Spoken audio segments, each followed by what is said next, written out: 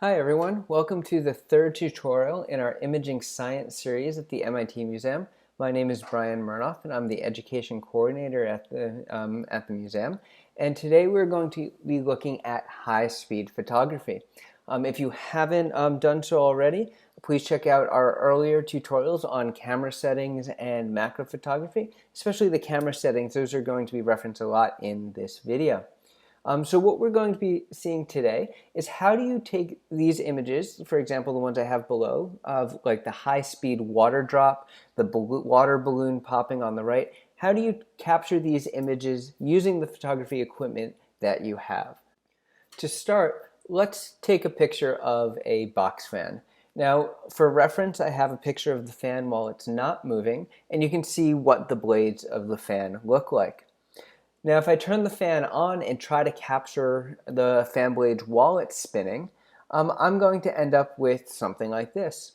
So in this example, I used a fast shutter speed to try to capture that fan blade as it's moving quickly. The problem with using such a fast shutter speed is that not much light can get into the camera. Very few photons can enter the camera and reach the center in that short period of time, so we get a dark image. Now instead, maybe I'm going to try a longer shutter speed to fix that. So if I use a longer shutter speed, a slower shutter speed, I now get a brighter image, but you can see now that the fan blades are very blurry. So as you take the picture, while that shutter is open, I'm going to be capturing the fan as it moves. So both a long shutter speed and a short shutter speed aren't giving me the image that I'd like. Ideally, I'd like it to kind of look like as if the fan wasn't spinning. On top of that, there's another issue that we run into, and that is rolling shutter. So if you look closely at this image, so this is one taken at fast shutter speed, and so it's very dark. You can see it a little bit better though because I raised the ISO. The result of doing that is it's a very grainy image, so you can see all the kind of random colors in here. But what I want you to focus on is if you look at the distance between the fan blades. So the bottom fan blades here look like they're farther apart than the ones on top. The fan blades are a little distorted. If you look back at our reference image, all of these fan blades are evenly spaced. This distortion effect is known as rolling shutter. To see this a little more clearly, I'm going to try to take the same picture but using a flash. So the flash is going to give us more light, so it'll fix part of our problem with there not being enough light in our picture. But there's also a very strange effect.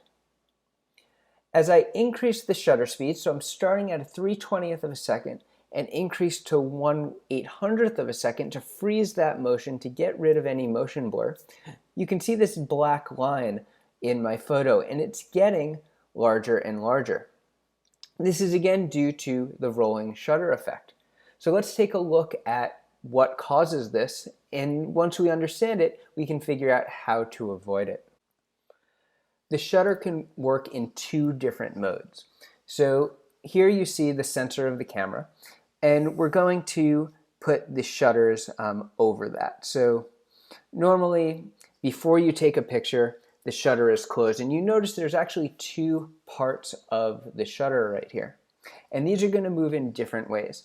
So when you first take a picture at most slow shutter speeds, so usually if you're below a 3/20th of a second, so longer than a 3/20th of a second, so what's going to happen is when you hit the shutter button, one leaf of the shutter is going to drop down and open the shutter.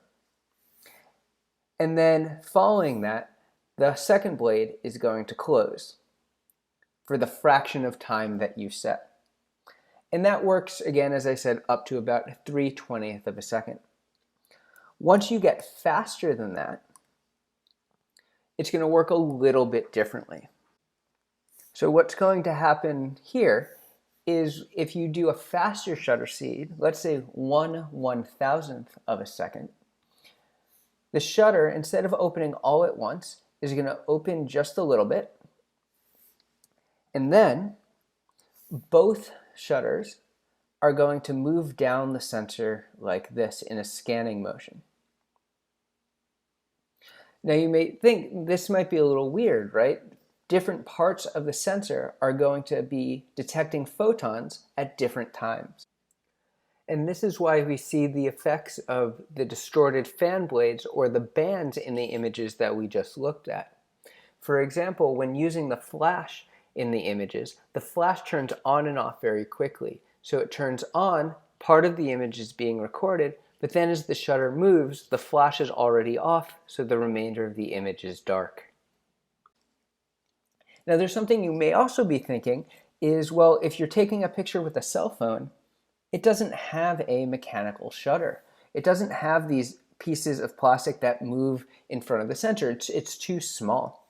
And so what a cell phone will do is, in order to take a picture with a cell phone, you need to be able to see the image before you take it. There's a live feed. You can see the light coming in to the camera. But in order for you to see a live picture before you take the picture, so you can see what you're trying to image, you need to capture photons and do computations on that data and put it on the screen very quickly. The camera is not fast enough, the cell phone is not fast enough to do that all at once. So what the cell phone actually does is it scans, just like that rolling shutter I just showed you, and it's going to scan line by line. So it's going to record the data where this green line is, and it's going to start displaying it as it scans the next line. And it's going to scan and display, and it's going to go like this. And this is also going to cause that rolling shutter effect. The rolling shutter effect, especially in an electronic shutter, also has a very interesting effect in video. So if you watch here, as I move the camera back and forth, lines that should be parallel and vertical, straight up and down, become slanted and distorted. So now that we understand how the shutter works in our cameras, we can look at, well, how can we avoid these problems in order to take some super sharp, high-speed photos? So let's imagine we're going to take a picture and we're going to put this camera in a completely dark room. So there's no light in this room, and when we turn on our shutter, let's set our shutter speed to be very long, let's say 1 minute. If my camera is in a very dark room, so what is it going to capture? Well, even though the shutter's on for a very long period of time, 1 minute, if there's no light in the room, we're not going to capture anything but a dark image because there's no light entering the camera. Now, during that time, what if we turned on a flashlight, let's say for 1 second? What are we going to see? Well, if we turn that flashlight on for 1 second, but have a shutter speed of 1 minute in the dark room, we're only going to capture light from when that light was on. The rest of that shutter speed, we're not going to be capturing any light. This is going to allow us to avoid that rolling shutter effect by having long shutter speeds, but also freeze things by strategically choosing a light source. Now, you may be asking, how do I get a perfectly dark room? And it may not be possible to have it 100% dark, but one thing you can do is adjust your camera settings. So here, what we're going to want to do is take our ISO and drop that as low as possible. The lower you can get your ISO, the less ambient light from around the room you're going to capture, and the darker the room's going to be. Your camera is going to be only sensitive to that bright light that we're going to end up producing. So now that we have a dark room, or we've adjusted our camera settings so we have a relatively dark room, we now need a light source. And so for a light source, we want to pick something that can turn on and off very, very quickly. The amount of time that the light is on is now going to be essentially our shutter speed. So no matter how long our shutter is open, so again, let's say we have it open for 10 seconds, if our light flashes on and off for a 10,000th of a second, it's only on for a tiny, tiny bit of time, then that's basically our shutter speed, a 10,000th of a second. And we can capture things very quickly without worrying about rolling shutter. There are a few different ways to do this. The simplest is to use your cell phone, and you can actually use the LED on the back of your phone that you usually use as a flashlight with an app. And if you just search for strobe light apps, you can turn that LED into a strobe light. So this strobe light, it'll flash on and off very quickly, but what really matters is how long that light is on. And a lot of these apps, you can adjust that and get a very short flash duration. Another option is if you have a camera flash. So if you have a regular flash for a camera and you set this to the lowest power, you're going to get a flash duration of about 1/10,000th of a second. So now your shutter speed is 1/10,000th of a second, no matter what the shutter speed on your camera is actually set at. If you want to go even faster and catch things that are faster than 10,000th of a second, or if you're taking pictures with a cell phone and can't set up a regular camera flash, you can also use a strobe light. You want to make sure that the strobe light has a filament instead of LEDs. The filament flashes are on for shorter periods of time than LED flashes. But what the strobe light does is the light turns on and off within 1/1,000,000th of a second. So using a strobe light, and you can find these online fairly cheap, you can get shutter speeds of essentially 1/1,000,000th of a second and capture things that happen very, very quickly. So now let's look at a few example photos and see what some example setups look like when using strobe or high-speed photography. So the first three photos here are water drop photos taken in different ways. Some are with a flash, some are with a camera flash, some are with a strobe light. They're using different cameras, and on the right here we have a popping water balloon. This one's also using a regular camera flash.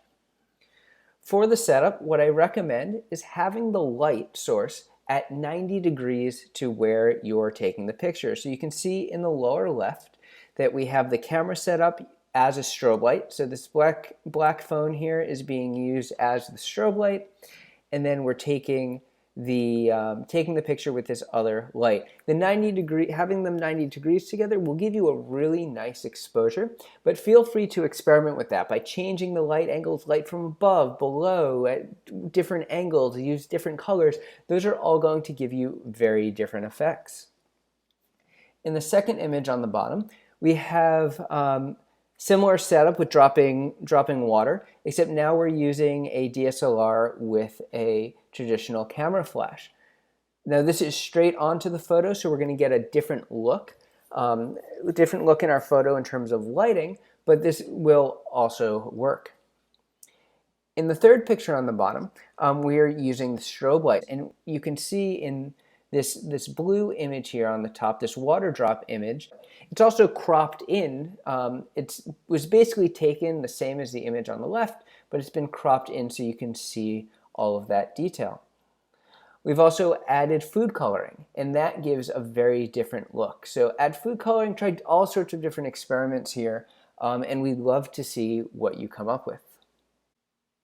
Thank you for joining us for this tutorial in our Imaging Science series with the MIT Museum and Koch Institute. We'd love to see your stunning science photos. If you'd like to share them with us, you can share them on Facebook, Twitter, and Instagram, and use the hashtag MITMImagingScience to share those with us.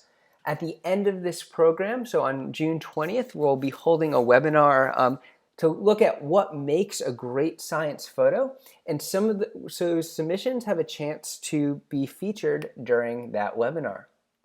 For more information on the Imaging Science program, other tutorials and other information and resources, please visit the MIT Museum website at the link below, and you will find a list of our other resources as part of the Imaging Science program.